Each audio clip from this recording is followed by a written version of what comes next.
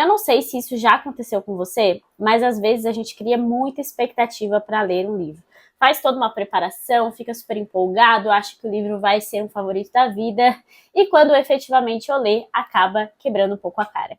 Foi exatamente isso que aconteceu comigo na leitura destes livros aqui, que eu vou comentar com vocês no vídeo de hoje, então seja muito bem-vindo a mais um vídeo aqui no canal.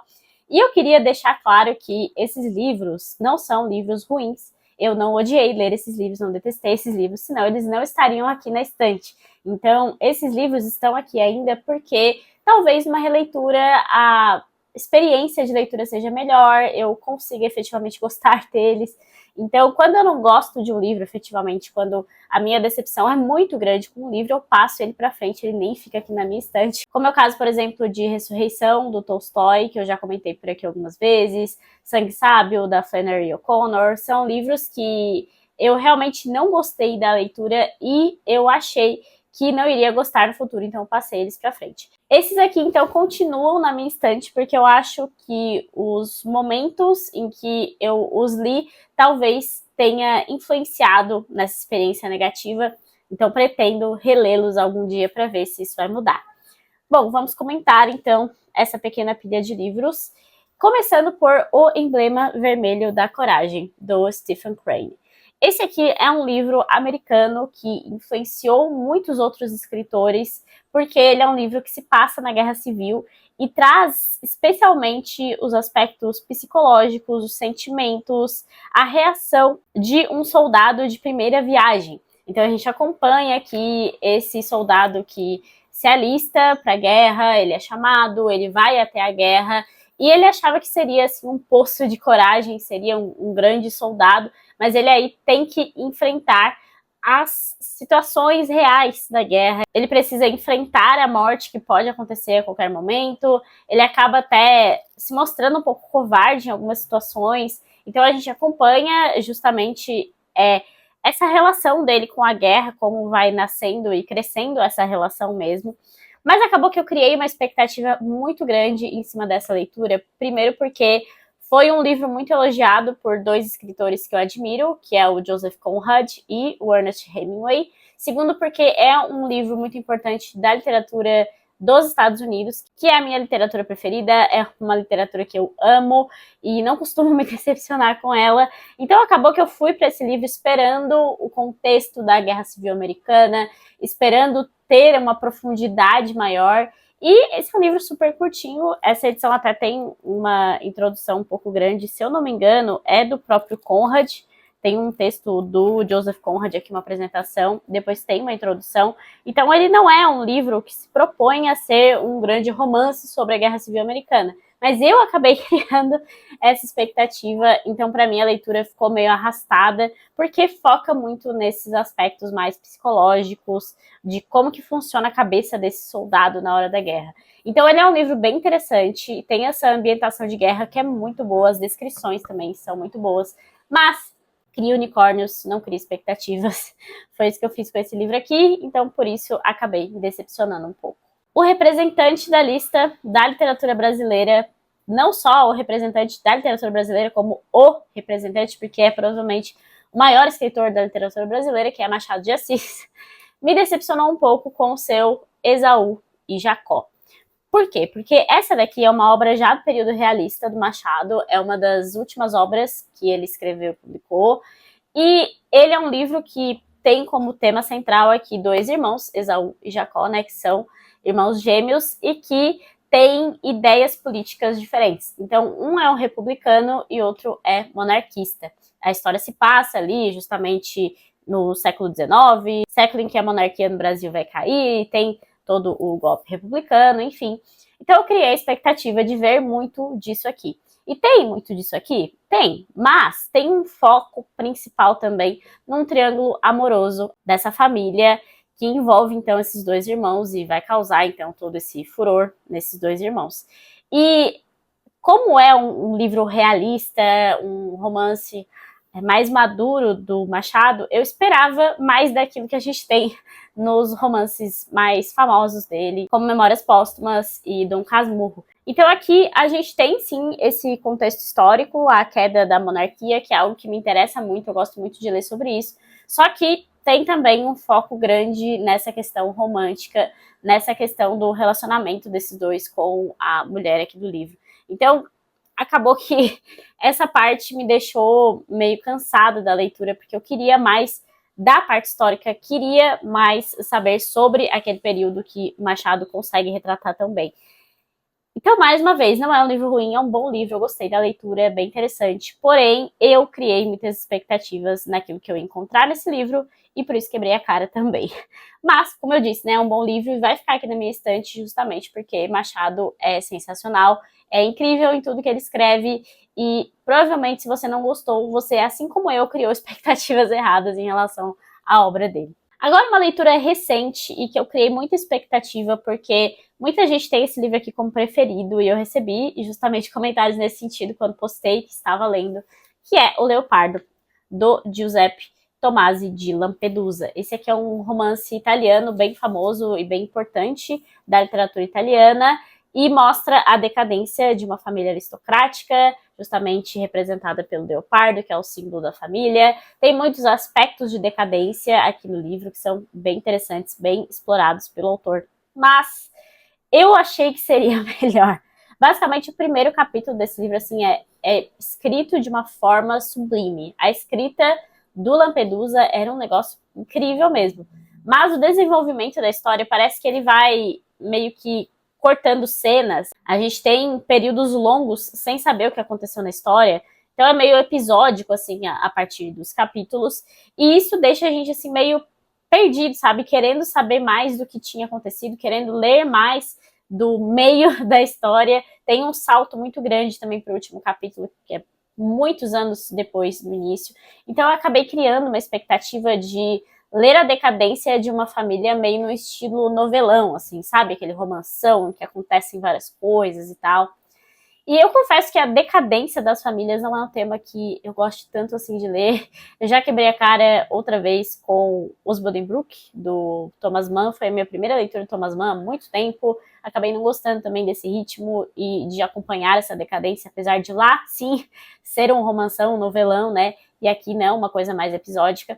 Por isso também eu acho que eu gostei mais desse livro, mas eu esperava uma escrita bonita, coisa que o Lampedusa me entregou, a decadência com vários símbolos, com nuances, o que também me entregou, mas eu esperava mais do desenvolvimento desses personagens e do que efetivamente aconteceu com eles.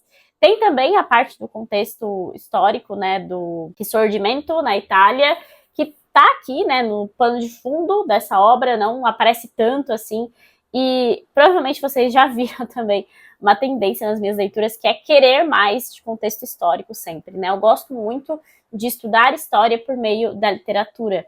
E quando eu leio um romance que tem essa pegada um pouco mais histórica, eu acabo sempre querendo mais, criando expectativas que não são realizadas depois. Mais uma vez, a culpa é minha, não é do autor, não vem me xingar aí dizendo que eu tô reclamando desses livros aqui. Mas agora um livro que efetivamente eu reclamei, e muito, aqui neste canal, e confesso assim que eu esperava uma repercussão pior, mas eu vi que muita gente teve a mesma opinião que eu. É um dos meus escritores preferidos, Victor Hugo, com o seu Os Trabalhadores do Mar.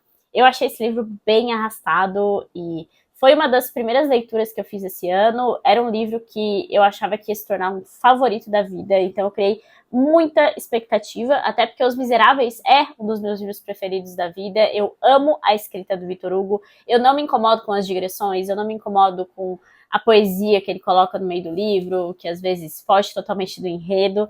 Por isso que eu amo Os Miseráveis. Tem tudo isso num calhamaço enorme de 1.400 páginas. Mas aqui, num livro muito menor, eu achei arrastado. E talvez seja porque o início do livro fala muito sobre a cultura ali do local que passa do Canal da Mancha, né? A história toda se passa ali naquelas ilhas britânicas muito próximas à França. E a cultura ali era muito fantasiosa, tinha muita coisa de bruxaria, e tem toda uma história aqui envolvendo o personagem principal, que tem esses aspectos das pessoas acharem ele muito sombrio e tal. Então, todo o início da história me cansou bastante. O livro no final fica lindíssimo. O Victor Hugo entrega um final maravilhoso, como ele sabe muito bem entregar, extremamente romântico, extremamente melancólico, e o final é muito bom. Então acaba que o final ameniza aquele arrastar que é a leitura no início do livro. Mas eu fiquei muito triste porque eu esperava aqui um romanção no meio do mar, cheio de filosofia, com aspectos bem reflexivos, que é o que tem no meu livro preferido da vida, né, que é Moby Dick. Mas aqui acabou arrastando muito a história, pelo menos assim, na primeira metade, o que acabou deixando a experiência não muito boa para mim. Mas pretendo sim reler esse livro algum dia, quem sabe eu não acho tão arrastada essa parte inicial e goste mais desse livro. Tem muita gente que tem esse livro aqui como preferido da vida também.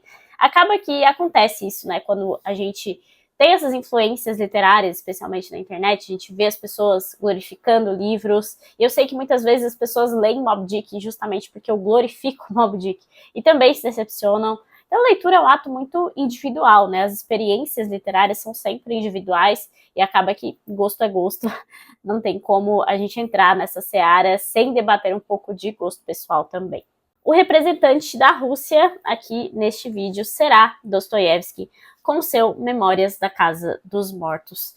Esse aqui é o livro que eu comecei a ler e pensei, meu Deus, eu acho que esse aqui é o livro mais bem escrito do Dostoiévski que eu já li.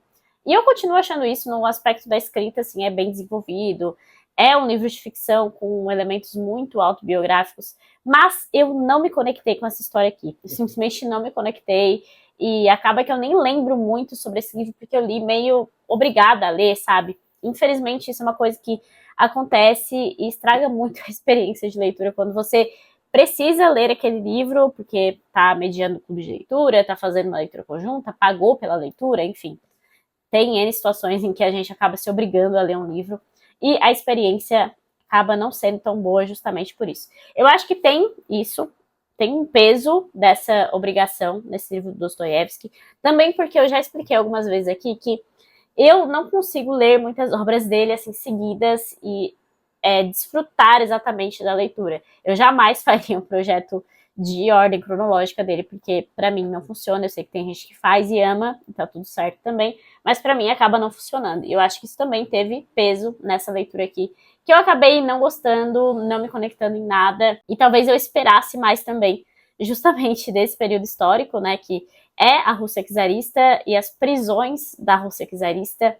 Então tem muito disso aqui, ele realmente apresenta o que acontecia na época, mas talvez porque eu já li tanto sobre, sei lá, gulags, sobre a Rússia czarista também, eu fiquei meio saturada disso e não pude aproveitar esse livro como ele merecia. Mas como vocês estão vendo, está aqui na minha estante e pretendo um dia reler, quem sabe ter uma experiência melhor e aproveitar melhor esse livro aqui, que é muito importante, inclusive, para Dostoiévski e para a literatura russa. Temos mais um escritor americano aqui, e assim, eu acho que eu releria esse livro, mas eu continuaria com a mesma decepção que tive na primeira leitura. Estou falando de O Lobo do Mar, do Jack London, e eu tenho uma resenha completa para esse livro aqui. Basicamente, eu acho que no final o autor desperdiçou uma história sensacional sobre um personagem quase que sociopata, que é esse Lobo do Mar, para fazer uma história de amor, uma história romântica de dois personagens ali que não eram para ser o foco do livro. Eu acho que ele desperdiçou muito um personagem, desperdiçou muito algumas oportunidades de desenvolver melhor aqui essa história, mas é uma história muito boa e, mais uma vez, é uma história que se passa no mar, num navio, com caças, com perigos, com tempestades, tudo isso sempre me atrai muito. Talvez o fato de que eu li Moby Dick e gostei tanto, fiquei totalmente fissurada pelo livro, apaixonada pelo livro, faz com que cada obra marítima que eu leia, eu fique procurando os elementos que eu amei lá e eu não acho em nenhuma outra obra. Vamos ver se um dia eu vou achar, até o momento eu não achei. A última decepção literária que vai aparecer nesse vídeo, então, é um livro que eu abandonei, e quando eu abandonei, eu até fiz um vídeo falando sobre isso, sobre abandonar obras que não estejam funcionando. É um vídeo já meio antiguinho.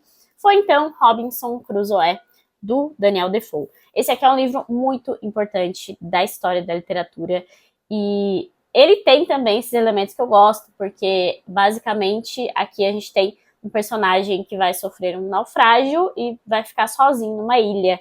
Então ele tá isolado, ele precisa sobreviver, ele vai praticamente te ensinar a sobreviver numa ilha deserta aqui com essa obra. Só que para mim foi uma leitura tão arrastada, tão chata, e assim, ele fica páginas e páginas descrevendo como ele faz uma cabana, como ele caça, como ele pega provisões do navio em que ele encontra, como ele faz um barquinho, enfim. Ele é muito, muito descritivo. E eu não costumo desgostar desse tipo de livro, assim, desse tipo de escrita, mas aqui eu achei tão arrastado.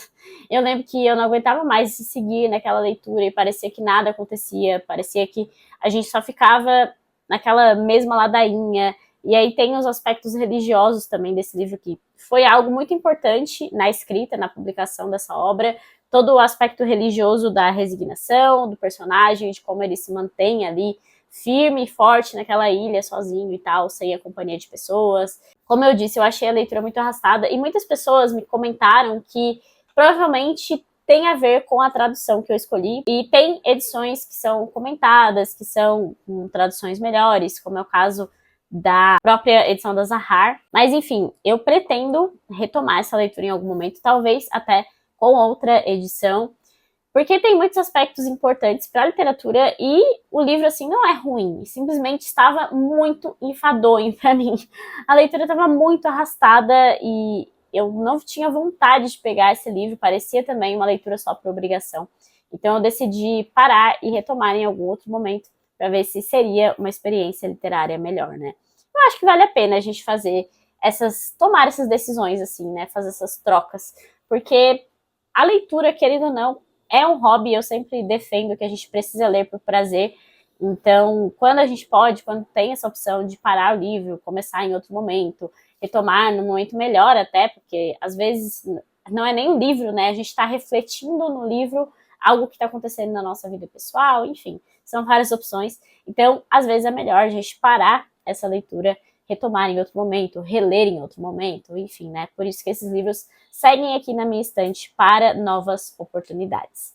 É isso, espero que vocês tenham gostado, então, desse vídeo. Comentem aí as decepções literárias que vocês já tiveram. Comentem se vocês já leram algum desses livros, se gostam muito, se tem aí uma perspectiva diferente do que a que eu tive nas leituras. Curtam esse vídeo, lembrem-se de se inscrever aqui no canal, porque isso me ajuda bastante. E até a próxima, então.